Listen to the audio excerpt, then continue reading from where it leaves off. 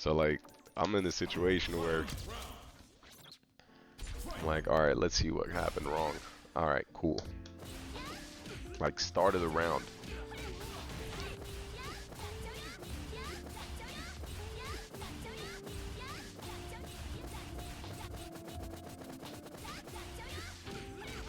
All right, 50-50 time. Now you can see I low-key tried to DP, but maybe because of the rollback or something, it didn't come out. Nice. So, I mean, maybe I mistimed it, but if that DP hit, I would have been cleared. And then, but if that DP was blocked, I would have been in this same situation, right? Actually, worse situation, because he would have gotten a punish counter on me, right? He would have gotten a punish counter combo on me, which would have actually done more. So, I have the risk of that, right? If I DP there, I'm bodied. But let's say I just take the throw. If I take the throw, I'm in this situation where he gets a safe jump mix, right?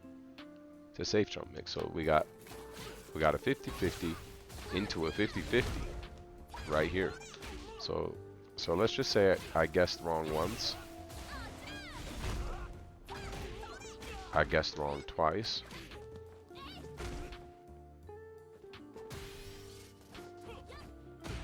And then, you know, do you even call that a mistake? Like, how is that a mistake, you know? Would that be a mistake? He's -1, I'm +1. He's in range of my low forward. I'm gonna press low forward. And then I lost.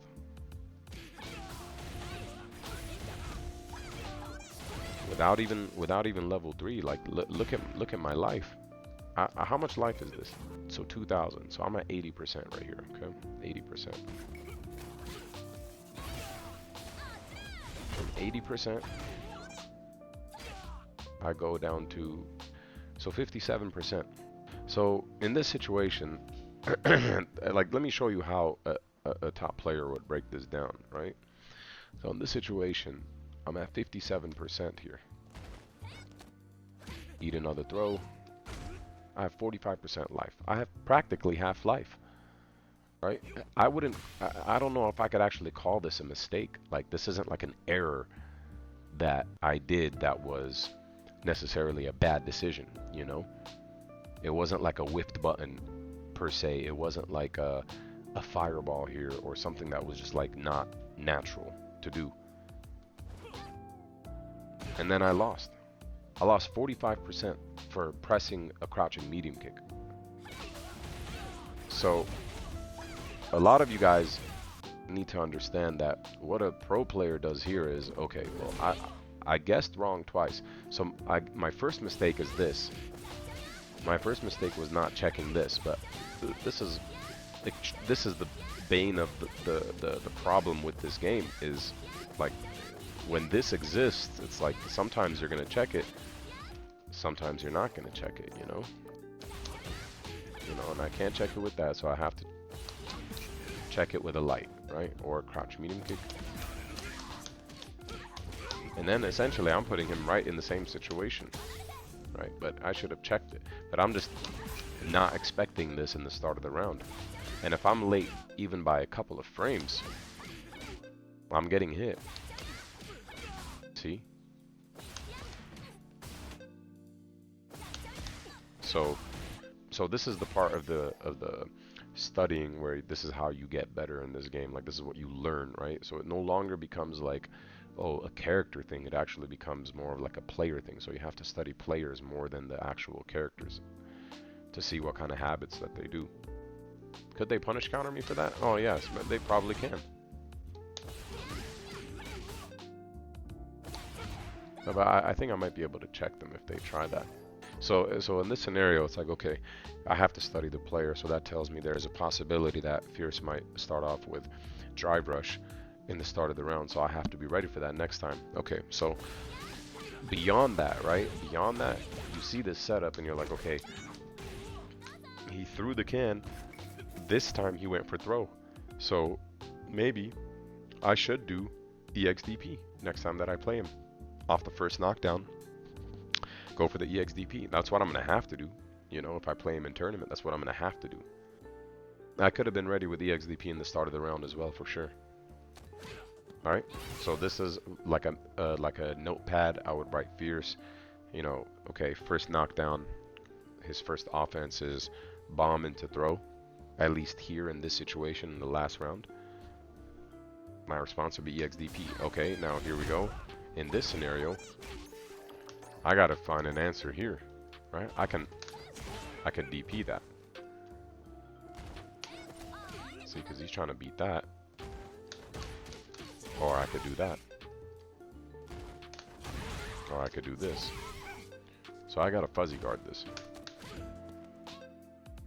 I got a fuzzy jab. So this is something that I can learn, right? But again, if he presses the Fierce at a proper timing, then I still have to block. Right? I can't parry because I get put in this situation. He did it on purpose, so I think what he could have done is actually do the safe jump. Right? So if he just held up forward and delayed the Fierce, he would have gotten it. So it's a slight delay. There we go. So if he did this, I would have actually have to hold it, right? And he is plus 11 in that situation. He's plus 11 here. So, you know, I'm right back into the this into throw loop, or this into that, or this. You know, she's plus 2 here. So, you know, you're still in the mix. The problem is you're still in the mix. Even if you guess correctly, you're still in the mix. You know, and he could easily go into something like this.